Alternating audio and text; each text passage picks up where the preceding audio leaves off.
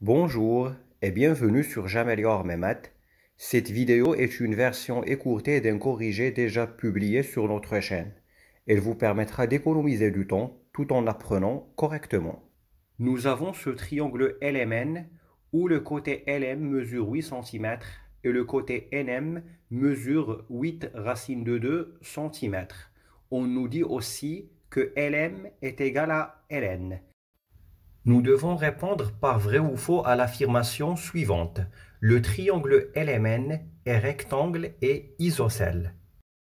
Maintenant que vous connaissez la situation, nous allons voir tout ça. Bon, là, je vous ai mis une petite figure qui n'est pas en vraie mesure. C'est juste pour qu'on ait les données en face. Donc, vous voyez bien que LM est égal à 8, LM est égal à LN, et vous avez le côté NM, sa mesure est 8 racines de 2. Bien sûr, toutes les mesures sont en centimètres. Bien. Donc, l'affirmation nous dit que le triangle est rectangle et isocèle. Donc, vous voyez bien que dans cette affirmation-là, il y a deux choses. Mon affirmation ne sera vraie que si ces deux choses sont vraies. C'est-à-dire que si je vais pouvoir montrer que le triangle est rectangle et qu'il est isocèle. Sinon, si je trouve que l'une ou l'autre de ces deux choses-là ou aucune des deux, eh bien à ce moment-là, l'affirmation sera fausse. Très bien. S'agissant du fait qu'il est isocèle, là, on le voit nettement. C'est marqué LM est égal à LN, donc tous les deux égal à 8 cm. Et vous avez le troisième côté qui est différent de 8. Et du coup, là, bon, c'est un acquis qu'il est isocèle. Donc, bon, ça, vous pouvez l'écrire en deux. Bon, pour aller vite, on ne va pas l'écrire. Vous allez dire, on a LM est égal à LN. Donc, le triangle LMN est isocèle. Et bien sûr, on aime. Une petite pause. À ce stade-là, nous savons que le triangle est isocèle.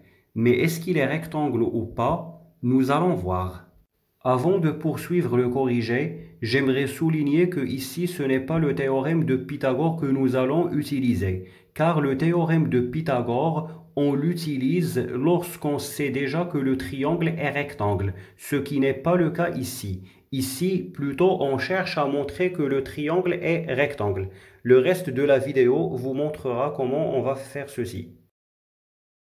Pour qu'un triangle soit rectangle, il faudrait qu'il vérifie une certaine égalité. Il faudrait que la somme des carrés des deux petits côtés, donc là les deux petits côtés ici c'est LM et LN, il faut que la somme des carrés des deux petits côtés soit égale au carré du plus grand qui est ici MN. Donc si on trouve que cette égalité-là est vérifiée, nous allons conclure grâce au théorème réciproque de Pythagore que le triangle est rectangle. Donc je dis bien théorème réciproque de Pythagore et non pas le théorème de Pythagore. Sinon, si cette égalité n'est pas vérifiée, eh bien à ce moment-là, le triangle ne sera pas rectangle. Bon, voyons. Maintenant, nous allons calculer les carrés de nos trois côtés.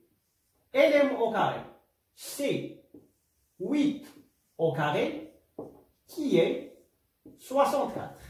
Bien, passons au carré de Ln. Donc, pareillement, 8 au carré, qui est 64. C'est du 8 fois 8. Puis, il faudrait que je calcule Mn carré. Donc là, vous voyez bien que je calcule séparément le carré de chacune de mes trois mesures. 8 racine de 2 au carré. Donc là, je ne vais pas donner des explications de calcul. Ce n'est pas l'objet de cette séquence. Donc 8 racine de 2 le tout au carré. En calculant, vous allez obtenir 128. Très bien. Et là, je vais calculer la somme des deux petits carrés, ou plutôt les carrés des deux petits côtés. Donc 64 plus 64. Donc là, en faisant cette somme, on va bien trouver 128. D'accord? Et bien maintenant, je vois bien que le carré de LM, qui est 64, plus le carré de Ln qui est 64 est égal au carré de Mn carré. Donc je vais pouvoir dire ça. Bon là je peux écrire en A. Donc là si vous voulez, je vais remplacer ces nombres par les côtés au carré. Donc 64, je vais le remplacer par Ln carré. Là je vais le remplacer par Ln au carré, et bien sûr est égal à 128 qui est mn au carré. Maintenant que nos calculs nous ont permis d'arriver à cette égalité, nous allons conclure grâce au théorème réciproque de Pythagore que le triangle est rectangle en L. On écrit, je vous laisse lire. Rappelez-vous que nous avons déjà montré que le triangle est isocèle. Et maintenant, nous avons montré qu'il est rectangle, donc on peut dire que l'affirmation est vraie. Je vous remercie de m'avoir suivi et vous invite à consulter les liens que je mets dans la description de cette vidéo. Vous y trouverez aussi le corrigé de cet exercice-là que vous voyez en face qui est sur la trigonométrie. Au revoir.